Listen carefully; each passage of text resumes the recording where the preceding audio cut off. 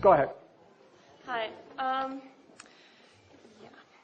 During your speech, you made a lot of references to Jewish people as well as certain people in your audience, not Jewish people in general, but certain people, especially in your audience, to Nazis. Now, that is extremely offensive when certain people are German. And they're also extremely offensive to people who've actually suffered under Nazi rule. I don't respect that anymore. I really don't. I don't like and I don't respect the crocodile tears the crocodile tears. No. I'm sorry, folks. Allow me to finish and allow me to finish. Listen, sir. Allow me to finish. Sir, I don't like to play before an audience the Holocaust card. But since now I feel compelled to. My late father was in Auschwitz. My late mother, please shut up.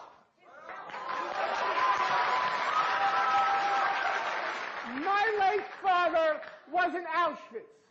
My late mother was in Majdanek concentration camp. Every single member of my family on my father's side, the Jews did not take arms against the my late father was in Auschwitz concentration camp. My late mother was in Majdanek concentration camp. Every single member of my family on both sides was exterminated. Both of my parents were in the Warsaw Ghetto Uprising. And it's precisely and exactly because of the lessons my parents taught me and my two siblings that I will not be silent when Israel commits its crimes against the Palestinians.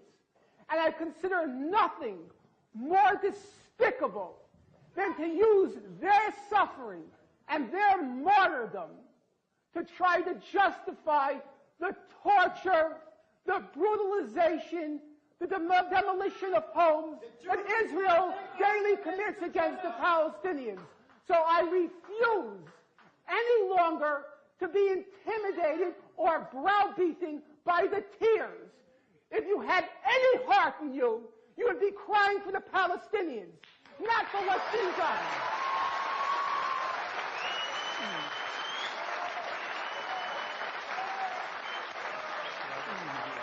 What? Could I just calm the audience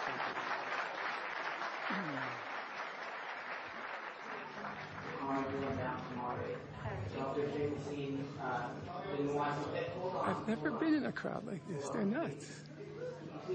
La Fondation Al-Aqsa à Jérusalem a publié une vidéo montrant des membres des forces clandestines de l'occupation israélienne attaquant des enfants palestiniens qui jouent dans le quartier palestinien de Ras Al-Amou. À Jérusalem est occupé le 22 juillet 2011 et mettant de force l'un d'entre eux dans leur véhicule avant de quitter les lieux. L'enfant, Islam Jabr, 13 ans, a ensuite été détenu dans une colonie illégale à Ras Al-Amou puis emmené dans un cimetière, menotté et les yeux bandés, où il a été tabassé par les soldats. Il a le corps couvert d'échymoses et de bleu. La vidéo montre les soldats garant leur véhicule près des enfants qui jouaient au football dans une petite rue du quartier, puis ils sautent de leur voiture et s'emparent violemment de Jabr. Il a dit que les forces clandestines l'ont frappé et ont essayé de lui faire signer un document l'accusant de délits imaginaires mais il a refusé, comme il a refusé de donner des informations sur les noms de ses camarades. Il souffre de douleurs constantes dans diverses parties du corps et de troubles psychologiques allant de l'angoisse à la panique au souvenir de l'horreur à laquelle il a été soumis. Sa famille est décidée à porter plainte contre les officiers et appelle la communauté internationale à intervenir et à mettre fin aux violations israéliennes constantes et continues et aux attaques contre les Palestiniens, en particulier contre les enfants.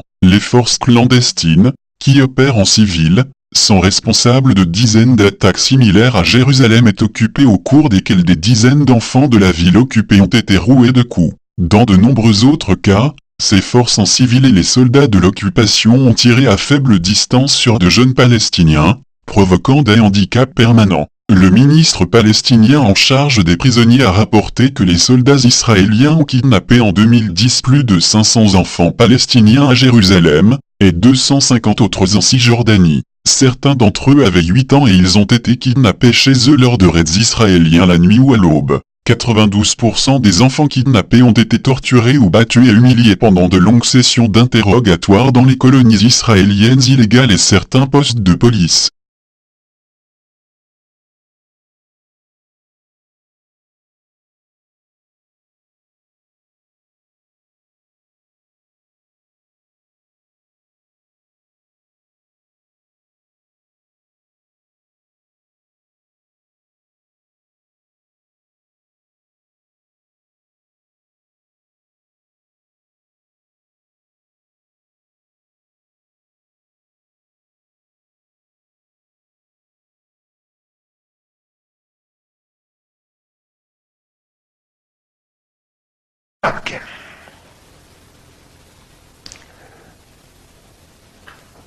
לכן אני בוודאי אינני אדם שקולו איננו נשמע כאן. ואחד מן הדברים שאם אנו עושים לשיחות האלה, שלא אני יוזם אותם, אלא אנשים באים אליי. אחד הנושאים זה עניין הסירוב לשרת בשטחים הכבושים. ובעניין זה פונים אליי עשרות ועוד עשרות, אני חושב שזה מצטרף למאות. והם יהודים.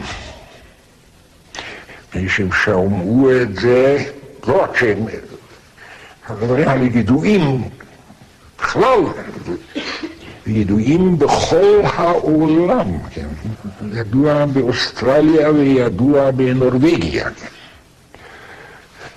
שבשטחים אנחנו משתמשים בעינויים. בעינויים, על פי היתר שניתן על ידי יצור אנושי, אשר עד לפני 3 שנים היה נשיא בית המשפט העליון במדינת ישראל. זאת אומרת אישיות שהיא למעשה מכובדת יותר מאשר נשיא המדינה וראש הממשלה. והוא בפירוש נתן היתר להשתמש בעינויים כדי לסחוט הודעות משבויים ערבים. ואתם מבינים מה פירוש המילה יודו-נאצים? אני טוען משהו? אין זה מדויק שאתה אומר... רגע. כן, לנדאו, כן. אשר מתיר להשתמש בלחץ פיזי מתון. זאת אומרת שיש יודו-נאצים.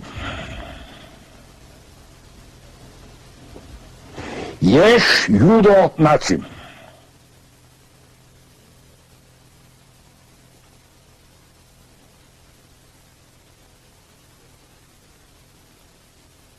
זה מזעזע אותך?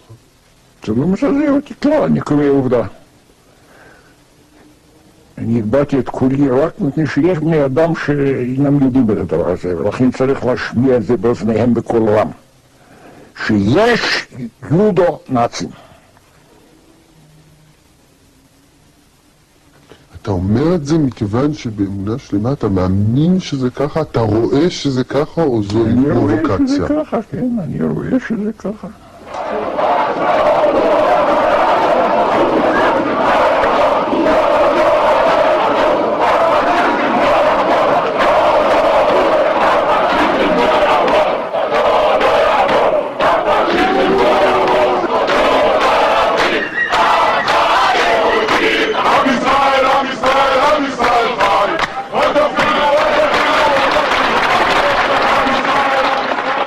שמשלים עם הכיבוש, משלים מדעת או שלא מדעת עם הרצח.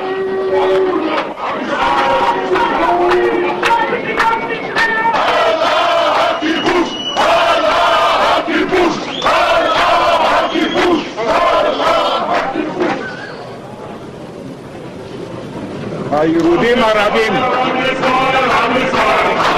אבל הוא לא יחיה זמן רב בגללכם. עם השלטון האמריקני בדור שעבר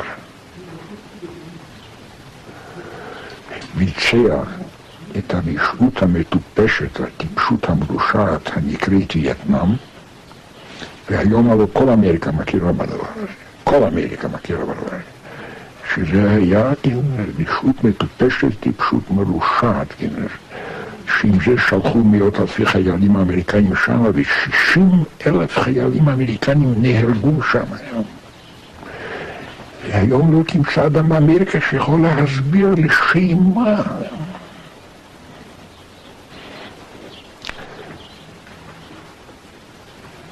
נו, שותפים לדבר הזה היו גם יהודים.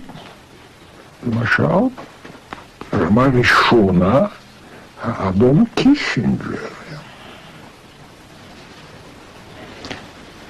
הוא אחראי למעשה שנהרגו שם רבבות אמריקנים ומאות אלפי וייטנאמים.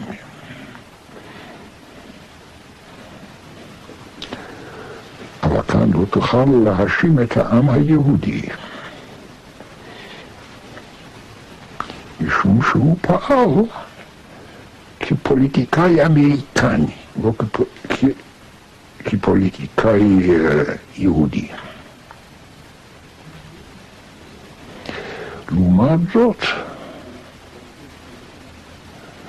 אם אצלנו, לא ניקח דברים שניפסנו, הדברים האלה, לפני חודש או חודשיים. נערה ערבייה בת 19,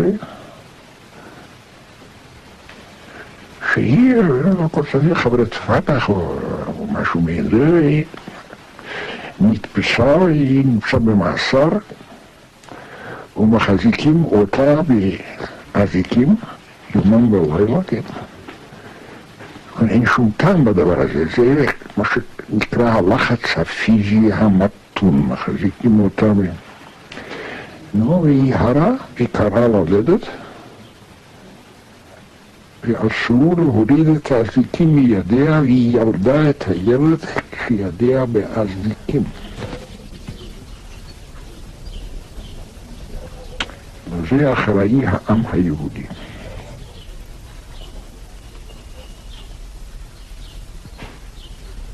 תראה, המקרה הזה כשלעצמו, כשמתפרסם בכל העיתונות,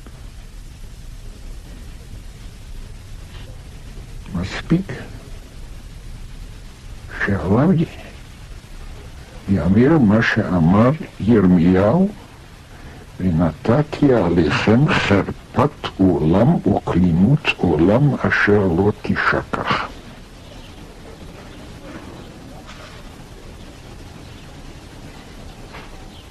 זה לא היה מדיניות היום של ממשלת ישראל מכפישה את שמו של העם היהודי? כן, אני אמרתי את זה.